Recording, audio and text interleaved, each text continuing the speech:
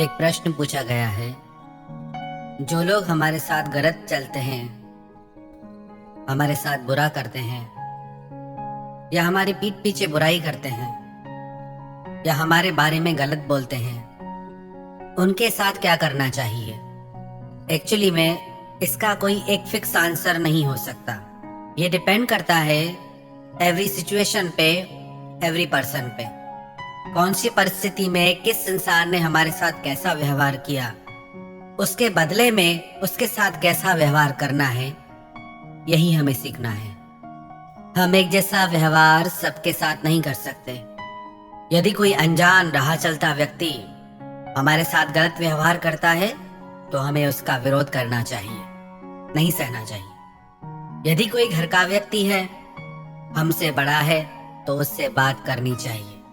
यदि कोई छोटा है तो उसे समझाना चाहिए। पर हर कंडीशन में एक बात जरूर आप याद रखें कि बात जरूर करनी चाहिए। चुप करके मत बैठिए आप। यदि कोई आपके साथ गलत करता है, आपके घर का ही है, तो आपको उससे पूछना चाहिए कि आप मेरे साथ ऐसा व्यवहार क्यों करते हैं, आप मेरे लिए ऐसा क्यों बोलते हैं। हो सकता है जो आपने सुना हो वो उसने आपके लिए कहा ही ना हो सकता है आपने झूठी बातें सुनी हो। किसी भी रिलेशनशिप में, किसी भी रिश्ते में कम्युनिकेशन गैप एक जहर का काम करता है। अगर किसी रिश्ते में बातचीत ही कम हो जाए तो वो रिश्ता टूट जाता है। जो भी आपको लगता है आपके साथ सही व्यवहार नहीं करते, एक चीज आपको हमेशा करनी है, आपको उन बातों को क्लियर करना चाहिए, बात करनी चाहिए। कई लोग कहते हैं हमें तो सहने की आदत है, हम सह लेते हैं सब, कुछ नहीं कहते किसी को। दो मित्र थे, एक की कपड़े की शॉप थी और एक साइंटिस्ट था। जिस मित्र की कपड़े की शॉप थी, एक दिन उसके पास उसका साइंटिस्ट दोस्त आया। उसने अपने मित्र से कहा कि पहले आपकी दुकान पे सारा दिन बहुत लोग रहते थे, सारा दिन भीड़ जमा रहती थी, आपको समय ही नहीं मिलता था मुझसे बात करने का। अभी आपकी दुकान भी खाली खाली लगी पड़ी है और आप थोड़े उदास भी लग रहे हो, और आपकी दुकान के आसपास और भी दुकानें खुल गई हैं, लोग वहां भी जा रहे हैं। आपको इसके लिए जरूर कुछ करना चाहिए, आपको इसके लिए सोचना चाहिए। उसका वो मित्र बोला कोई बात नहीं, ऐसे दुकान वाले बहुत आए बहुत गए, मुझे कोई फर्क नहीं पड़ता। तो उसके मित्र ने कहा चलो आज मैं तुम्हें अपनी लैब घुमा के लाता हूँ। वो अपने मित्र को लेके लैब में आया। उसने लैब में बहुत गर्म पानी में एक मेंढक को डाला। पानी इतना गर्म था कि वो मेंढक कूद के एकदम से बाहर आ गया। फिर उसके मित्र ने ठंडे पानी में मेंढक को उतारा। वो मेंढक उस पानी में आराम से बैठा रहा। फिर धीरे धीरे वो उस पानी का टेम्परेचर बढ़ाने लगा, उसको गर्म करने लगा। धीरे धीरे पानी गर्म हो रहा था, पर वो मेंढक उस पानी के टेम्परेचर के साथ खुद को एडजस्ट कर रहा था। धीरे धीरे वो पानी बहुत गर्म हो गया। अब वो मेंढक निकलना चाहता था पानी से, पर उसने अपनी सारी ऊर्जा उस पानी के साथ एडजस्ट होने में लगा दी। अब उसके शरीर में इतनी शक्ति ही नहीं बची कि वो उस गर्म पानी से बाहर आए, और वो मेंढक उसी पानी में मर गया। उसके मित्र ने कहा ये तुमने क्या किया, इस मेंढक को तुमने मार दिया। तो उसके वैज्ञानिक मित्र ने कहा कि ये मेंढक नहीं है, ये तुम्हारा भविष्य है। तुम इतना ज्यादा एडजस्ट करोगे, इतना ज्यादा सहते जाओगे, तो एक दिन कुछ नहीं बचेगा तुम्हारे पास। हम भी कई बार रिश्तों में इसलिए चोट खाते हैं, इसलिए हार जाते हैं, इसलिए दुख पाते हैं, क्योंकि जिन बातों को हम छोटा समझ के छोड़ देते हैं, वो बातें एक दिन बहुत बड़ी बन जाती हैं और रिश्तों को ही तोड़ देती हैं। तो याद रखना, अपने रिश्तों में कभी भी कम्युनिकेशन गैप नहीं आने देना। अपने रिश्तों में ऐसा वक्त मत आने देना कि जिनसे आपके संबंध है आप उनसे खुल के बात भी न कर पाए।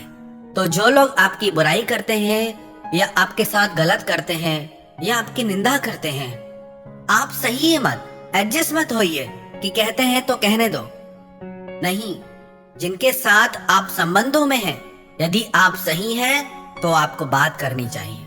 हम आपको झगड़ा करने के लिए नहीं कह रहे, पर आपको चुप करके भी नहीं बैठना है। आपको खुद की रक्षा सबसे पहले खुद करना सीखना चाहिए। एक गांव में एक सांप रहता था। वो आने जाने वाले सारे यात्रियों को डसता था। एक दिन उस गांव में एक महात्मा आए। वो सब लोग उस महात्मा के पास गए। बोले, महात्मा जी, एक भयानक सांप जंगल में रहता है और वो सबको डसता है। हम गांव वाले गांव से बाहर जा ही नहीं पाते उसके डर से, क्योंकि वो सबको मार डालता है। महात्मा जी ने कहा, मुझे उस सांप के पास ले चलो। गांव वाले मिलके महात्मा जी को सांप के पास लेके आए। तो महात्मा जी ने उस सांप को पकड़ लिया और सांप को कहा, मैं तेरे को तभी छोड़ूंगा जब तू मुझे ये वचन दे कि तू आज के बाद इन गांव वालों को डसेगा नहीं। सांप ने कहा, मैं आपको वचन देता हूँ कि आज के बाद मैं इन गांव वालों को नहीं डसूंगा, आप मुझे छोड़ दीजिए। महात्मा जी ने उस सांप को छोड़ दिया। कुछ दिन बाद वो महात्मा उस जंगल से गुजरे। उन्होंने देखा वही सांप लहूलुहान लगा पड़ा था, खून में लथपथ था। महात्मा ने कहा, अरे तुम्हारी ये हालत किसने की? वो बोला, महात्मन, आपकी वजह से ही मेरी ये हालत हुई। वो महात्मा बोले, मैंने तो कुछ नहीं किया तुम्हारे साथ। वो सांप बोला, आप ही ने तो कहा था ना किसी को डसना मत। जैसे ही मैंने लोगों को डसना बंद किया, सब लोग मुझे पत्थर से मारने लगे और मेरी ये हालत कर दी। महात्मा ने कहा, अरे भाई, मैंने डसने के लिए मना किया था। तुम अपना फण निकाल के सबको डरा सकते हो, तुम्हें डसने की जरूरत नहीं। मैंने तुम्हें डसने के लिए मना किया था, डराने के लिए नहीं।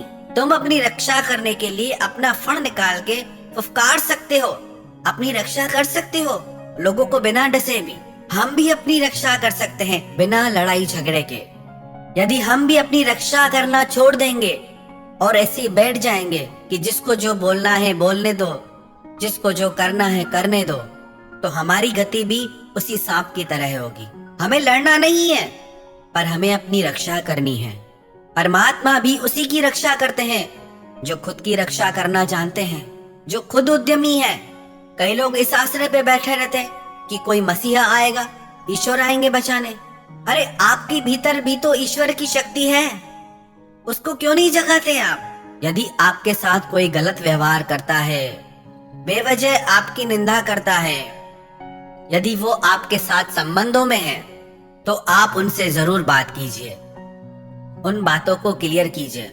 और कई लोग ऐसे होते हैं जो सबकी बुराई करते रहते हैं, सबके लिए ही गलत बोलते हैं, उनका काम ही यही होता है। सिर्फ ऐसे लोगों के आप मुंह मत लगिए, क्योंकि वो कभी किसी के लिए अच्छा बोल ही नहीं सकते, वो उनका स्वभाव है।